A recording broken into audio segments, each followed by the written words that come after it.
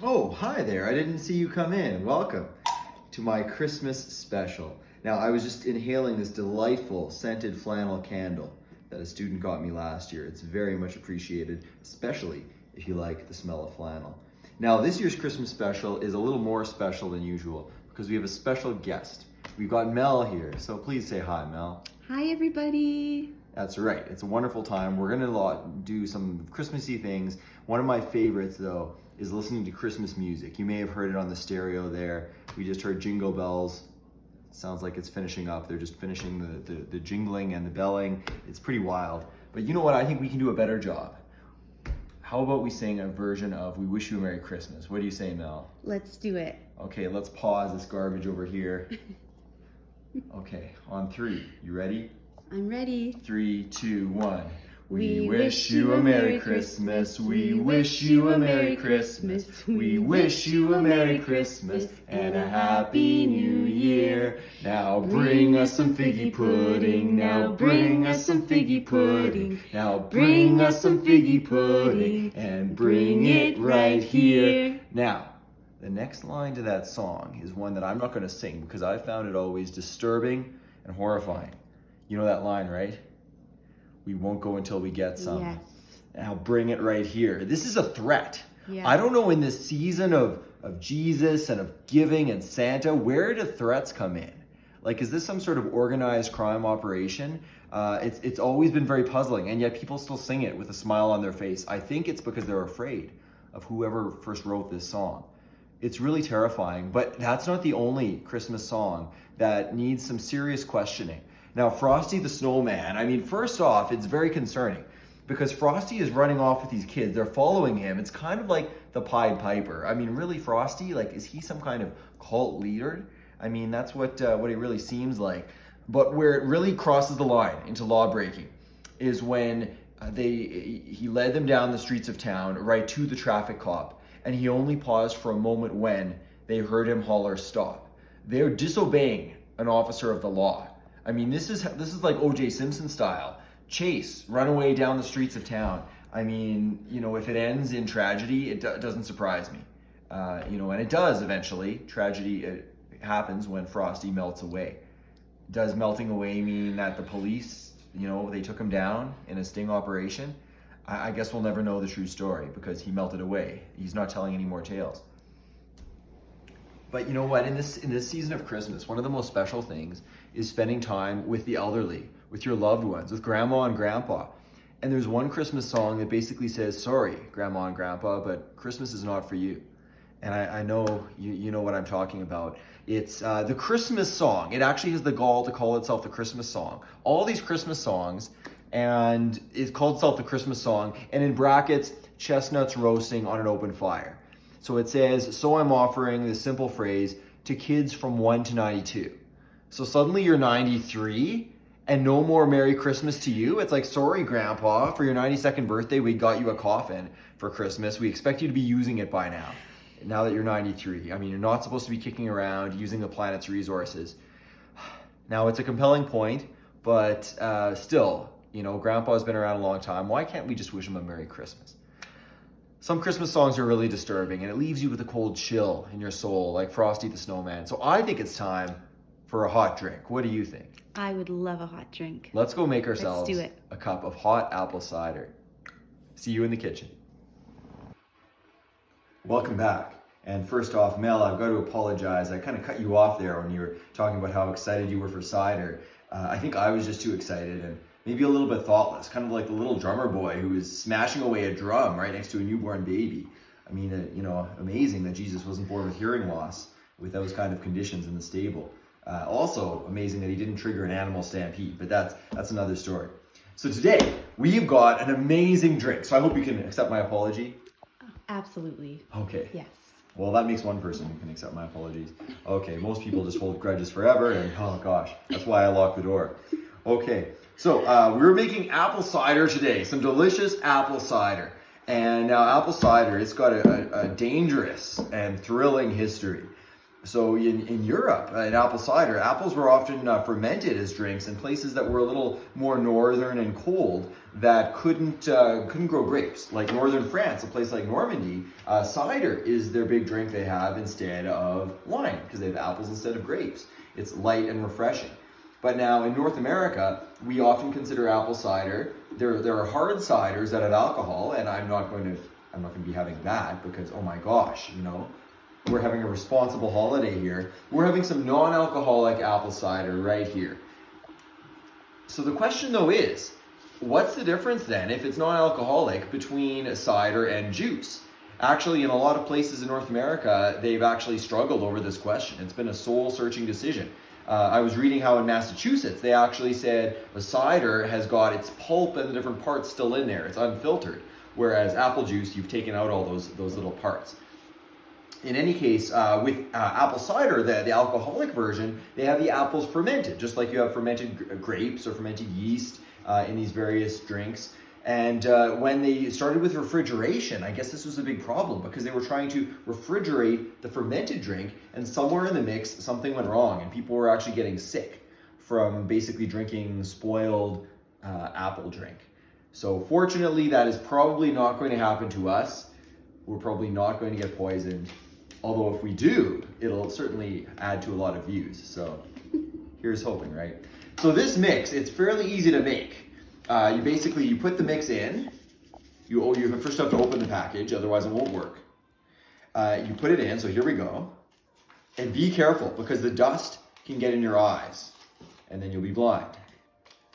So at least it'll maybe enhance the taste if you can't see, because one sense is at the expense of another. Okay, here we go. So watch this dust that comes up. This is dangerous stuff. Okay. Should have worn goggles for this. Okay. And it actually, in French, they call it grog, which is pretty cool. I kind of feel like a pirate drinking grog. That's right. I could also go and rob the neighbors and feel like a real pirate, but the community association has already spoken to me about that. Okay, here we go. So I'm going to grab a hot kettle. So let's focus in. Let's take a look at the cider powder inside there. That's right. It kind of looks like chalk dust. Mm-hmm. But if your classroom that you're at school in has chalk dust, don't put it in a drink because it'll ruin your Christmas. Okay, here we go. Cider. So now we're pouring this boiling water. I had this boiling off camera. I cheated a little. I prepared it off camera ahead of time. So we're filling up this mug. This mug, by the way, was given to me by my brother and his wife. That's right. Really lovely Christmas mug. This mug was given to me by a student 6 years ago for Christmas. It was really fantastic. It was too bad that she still failed. No, I'm kidding. No, she was a great student. Yeah, you know who you are. Thank you. Okay, so in any case, we're now going to stir it because in order for the saturation process to take place, there has to be some motion. Now, this is not a chemistry class, don't worry, but it's chemistry in motion. I should have probably used a knife instead of a spoon to stir this because I might just burn my hands. This is getting dangerous, really dangerous. Okay, oh, there we go. I touched the bottom. I hit the bottom. Phew, that was really close. Because if I burn my fingers, there are no backup fingers, other than these ones, I guess. Okay. Do you think it's fully stirred now? You think we're ready? I think it looks good. Okay. Yeah. Because you don't want to make a mistake. Oh, man. Oh, I burned my finger. Oh, see, this is dangerous. You always ask an adult for help with this. Okay. Thank goodness it wasn't chalk dust, or else there'd be, their corrosion would have set in. Okay. So with that, we have a delicious mug of hot apple cider. Bon appetit. Cheers. Next up, once we're done this delicious cider, meet me by the Christmas tree for a toy corner when we talk about the greatest toy disappointments of all time. See you there. Welcome back. I hope you enjoyed that cider. If you made some at home as well, it's delicious, isn't it? But you want to be careful with that because there's a lot of sugar, and too much, it'll rot your teeth. Diabetes is always a risk. So I always limit how much cider that I drink at a time. So toy corner. Now for Christmas for a lot of children, and we sometimes take it for granted, these privileges we have in a wealthy society, toys are often something we look forward to, and I was no exception. However, sometimes we realize that the anticipation can be a lot better than the gift itself. Now, not to be ungrateful, but when Furby the one year bit off a piece of my finger, I thought, hey, it wasn't worth it. When Tickle Me Elmo set on fire, causing third-degree burns, I realized that, you know what, maybe I didn't need that extra toy that year. Now, one of the interesting, fascinating toys that I always saw on commercials as a kid was Mousetrap. They even had a fancy song, and these cartoon mice. They were dancing and singing around, having zany adventures, and honestly, I didn't really want a whole lot as a child. I just wanted to run free through the meadows. But I had to come up with something for my Christmas list, so I would put Mousetrap on there, and year by year, I put Mousetrap on. I never got it. But one year, when I was 11 years old, I got Mousetrap. That's the Mousetrap you see here before you. And so I was about to discover this world of excitement I'd seen on TV for so long, but had never actually experienced. There was just one problem.